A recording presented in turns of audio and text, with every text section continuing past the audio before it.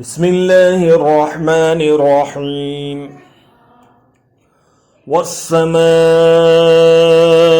والطارق وما أدراك ما الطارق النجم الثاقب إن كل نفس لما عليها حافظ فلينظر الإنسان مما خلق من ماء دافق يخرج من بين الصلب والترائب إنه على رجعه لقادر يوم تبلى السرائر فما له من قوة ولا ناصر والسماء ذات الرجع والأرض ذات الصدع